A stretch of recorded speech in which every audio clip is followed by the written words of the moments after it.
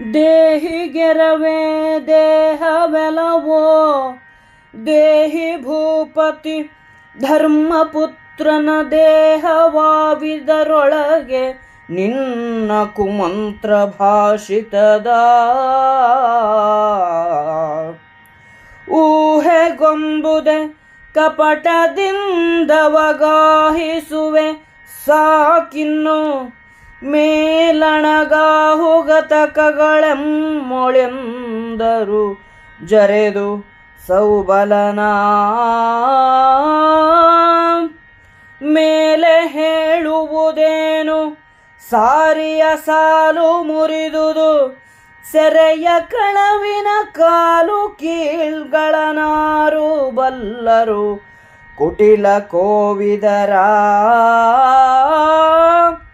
ಹೇಳುವುದರಿವು ಮುನ್ನ ಶಕುನಿಗೆ ಬೀಳುವುವು ಬೇಕಾದ ದಾಯವು ಕೌಳಿಕದ ವಿಧಿಪಾಶ ತೊಡಕಿತು ಕೆಡಹಿತರ್ಜುನನ ಸೋತಿರರಸರೆ ಮತ್ತೆ ಹೇಳಿದ್ಯೂತ ಶಿಖಿಗಾಹುತಿಯ ನೆನೆ ಕುಂತೀತನುಜನೊಡ್ಡಿದನು ವಿಗಡಬಕಾಸುರಾಂತಕನ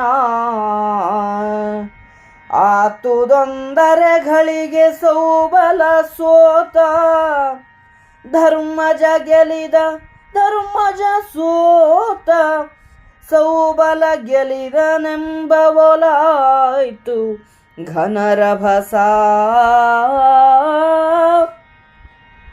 ಆ ಹಲಗೆ ಸೋತುದು ಯುಧಿಷ್ಠಿರನೂಹೆ ಮುರಿದುದು ಮುಂದುಗೆಟ್ಟನು ರಾಹು ಹಾಯ್ದ ಹಿಮಾಂಶು ಮಂಡಲದುಳಿದ ಕಳೆಯಂತೆ ತೋಹಿನಲಿ ತುಟ್ಟಿಸಿದ ಮೃಗದ ಒಲೂಹೆಯಳೆದುದು ಯಂತ್ರ ಸೂತ್ರದ ಹೂಹೆಯಂತಿರೆ ಹಗೆಗೆ ತತ್ತನು ನೃಪತಿ ತನುಧನವಾ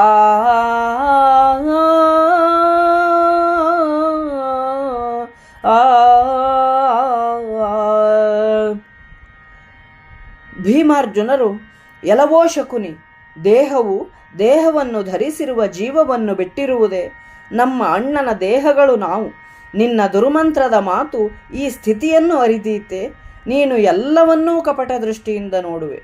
ಇನ್ನು ನಿನ್ನ ಭ್ರಮೆಯನ್ನು ಬಿಡು, ನಮ್ಮ ಮೇಲೆ ನಿನ್ನ ಪ್ರಯೋಗ ನಡೆಯುವುದಿಲ್ಲ ಎಂದರು. ಇನ್ನು ಹೇಳುವುದಾದರೂ ಏನಿದೆ? ಮೋಸದಲ್ಲಿ ಪ್ರವೀಣರಾದವರ ಕೈಚಳಕವನ್ನು ಯಾರೂ ತಾನೇ ತಿಳಿಯಬಲ್ಲರು.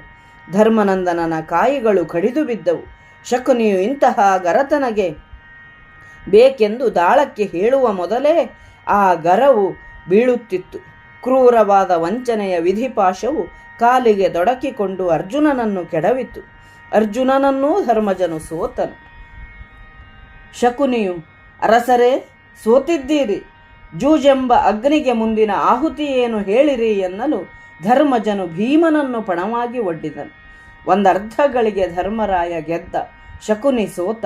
ಶಕುನಿ ಗೆದ್ದ, ಧರ್ಮರಾಯ ಸೋತ ಎನ್ನುವ ಹಾಗೆ ಆಟದ ರಭಸ ಸಾಗಿತ್ತು. ಧರ್ಮರಾಯನು ಆ ಹಲಗೆಯನ್ನೂ ಸೋತನು. ಅವನ ಊಹೆ ಮುರಿಯಿತು. ಮುಂದೆಗೆಟ್ಟನು. ರಾಹುಗ್ರಸ್ಥವಾದ ಚಂದ್ರಮಂಡಲದ ಉಳಿದ ಭಾಗದಂತೆ ಸಂಕೇತ ಸ್ಥಾನದಲ್ಲಿ ಬೇಟೆಗಾರರಿಗೆ ಸಿಕ್ಕಿಬಿದ್ದ ಮೃಗದಂತೆ, ಯಂತ್ರದ ಸೂತ್ರಕ್ಕೆ ಸಿಕ್ಕ ಗೊಂಬೆಯಂತೆ ನಿಸ್ತೇಜನಾದ ಧರ್ಮರಾಯನು ವಿರೋಧಿಗೆ ತನ್ನ ದೇಹಧನವನ್ನೇ ಒಡ್ಡಿದನು.